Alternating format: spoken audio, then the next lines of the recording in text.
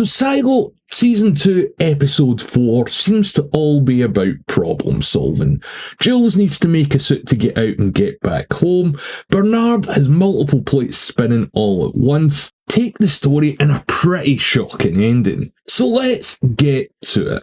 We hear Solo talking to Jules and he's trying to describe what a circus is, and it absolutely sounds fantastical to her.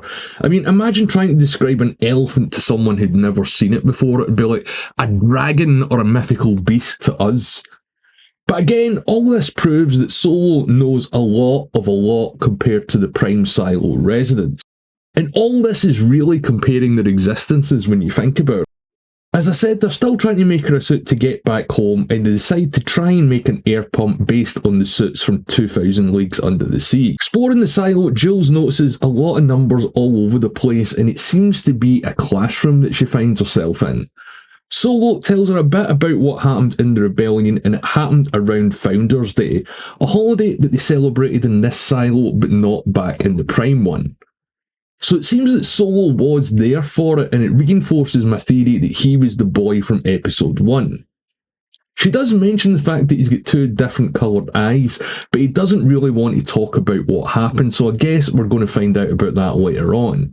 So, what I do think happened, at least in one aspect, is after we've seen the opening events of episode 1 and these people leaving the silo, there must still have been some sort of fight or conflict within it after that point. They decide to use the bellows from an organ to make a way for Jules to breathe in order to get the material she's going to need to finish the suit. She dives into the flooded section of the silo, but the air pipe isn't really long enough and she ends up nearly drowning. She makes her way back to an unflooded section before making her way back to Solo, who instantly abandons her because he's all about trying to find out what's going on in the vault, and he's really worried that he's left it unlocked. He can't even remember the code to get inside, he's so filled with anxiety, but eventually gets it right, locking himself back in. She tells him later how she felt being sent out to clean, and this is really the first time Jules has reflected on the events that have happened to her from the end of Season 1 up until now.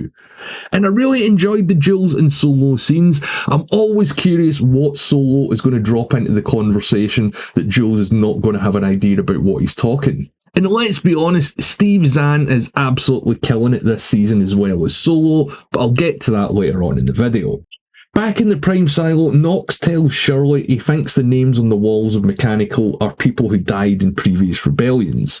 Not the rebellion that they all refer to here, but Nox thinks that there's been a number of rebellions, basically at least one every generation. Part of his theory as well is that all the rebellions start in Mechanical because at the end of the day, they're the one that can turn the silo off and control the power. Nox comes to a really great realisation that Mechanical has to decide what they want if they're going to make demands. So they decide to go up the silo to see Bernard and Judge Meadows and get the truth. Them even leaving the Down Deep in a group is a statement itself, and it's sure to gather support as they go through the silo and reach out to Judge Meadows for help too. Bernard and Sims learn about their plan, and Sims wants to stop them before they get anywhere near the top, and he's worried about escalation and where this is all going to lead. Lucas is also back this season and has a meeting with Judge Meadows, and Sims confronts Bernard about his meeting with Meadows as well, because he knows that they're up to something and at least they're talking about something, but it frustrates him that he has no idea what it is.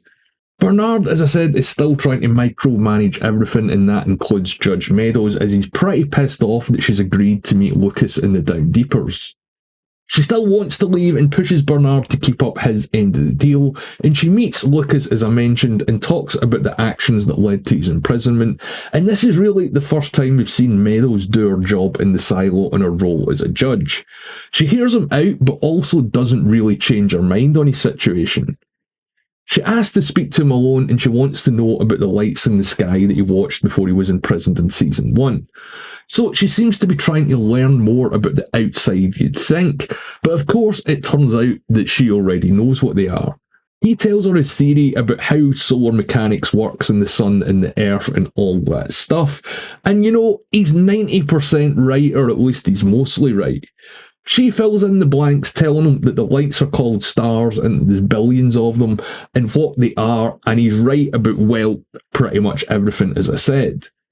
She cuts the meeting short, sending him back to the mines but reducing his sentence, and this scene ends with the public, or at least some of them, demanding Meadows' impeachment.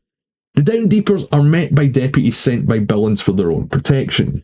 Meanwhile, he's mechanical, going over the riot and the firebombing from the week before that led to the deaths. Judicial seems to have covered up the fact that this was all a set-up and disposed of the bodies and evidence, which actually only gives Billings a trial of evidence and clues to follow. Now, Knox and the others' demands is to make more suits with the special tape to help them explore the outside, which, if you ask me, isn't unreasonable, but would clearly be a huge problem if it was ever to occur. Speaking of suits, Bernard tells Meadows that he has her suit and invites her to go to his place to try it on. Now, we all know how this ends, and I've been saying for a while that Judge Meadows wasn't long for this season, but man, how Bernard does that, I'll get to it in a minute. So she goes to Bernard as he's preparing dinner and wants to try on her suit, but he poisons her, telling her that he has no choice but to kill her. Before she dies, she asks about the hard drive, and we find out there's a piece of information on it, which is a letter from the head of IT all the way back over 100 years ago, Salvador Quinn. So this occurred during the rebellion, and this guy has left some kind of note on there that he wanted other people to see. So I guess the setup for this is what is going to be contained in the message. Before she passes away, Bernard gives her a very futuristic, or at least very present-looking VR headset to show her what the outside really looked like before she dies. And this is maybe the only act of kindness we've ever seen Bernard do that was actually genuine. Now, we don't see what Meadows sees, we just hear Bernard describe it, but it does cause you to ask the question, what has happened that has changed the world so much? And again, that's another one that we're going to have to find out, or at least figure out.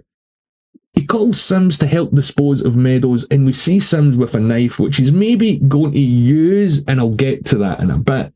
After all this happens, the Down Deepers reach Meadows' office, obviously expecting a meeting, but encounter quite a bit of public resistance. They send a signal down the silo to turn the lights off, which you can imagine gets everyone's attention and gets them to where they want to be. Bart tells Knox that Meadows isn't well, but she's not dead, so I guess he's going to frame them all for what's going to happen. He takes him and Charlotte to see Judge Meadows, with Sims waiting in her office, and yet Bernard has framed them for the murder of Judge Meadows, which I thought was a pretty clear setup, and Bernard was clearly going to use this to try and stop or discredit the rebellion. I guess this isn't in the pact or in the order, this is out of Bernard's playbook, but hey man, at least the guy's consistent. One thing that is curious though is he lets them flee, but it's a ticking clock situation because they're trapped near the top of the silo and there's only 4 of them compared to a mob of thousands. Bernard letting them go was definitely a mistake, but the guy is still making moves far in advance of everyone else. Of course, they spin the murder publicly, saying that Knox and the others wanted to open the airlock and Meadows died a hero at the silo, while Knox and the others have to flee back down to the Down Deep in safety. And man, what an episode. This is clearly a Bernard-focused one, although a lot is going on this week. We're beginning to see the actual seeds of public rebellion and how Bernard is dealing with that. And as I said, the way that he's dealing with it is definitely being made up on the fly. He's not going from any pre-existing rulebook or guideline that's been set out for him. At least I hope not, because, you know, murdering your work colleagues and framing other people for murder isn't exactly the best way forward. But as always this week, Steve Zahn steals the show as Solo, and I absolutely love the pace that they're letting this guy drop information to us. We don't get huge exposition dumps, it just all happens conversationally. And one thing that I've said in my previous videos is, remember, outside of the silo, Juliet doesn't know what questions to ask because she's never really seen the real world beyond a page in a book. So Solo is definitely going to be dumping more stuff on us the rest of the season, whether it's regard to the real world before the silos or what actually happens within the silos. But as always, I want to know what you guys think. Let me know what you think of Silo Episode 4 in the comments below, or you can reach out to me on Twitter at The Geeks Reviews. My Episode 5 one is going up straight after this one, so there's a link at the end of the video if you want to watch that. And as always, if you've made it this far, hit subscribe and leave a like as well. And my name's Al, thanks for watching.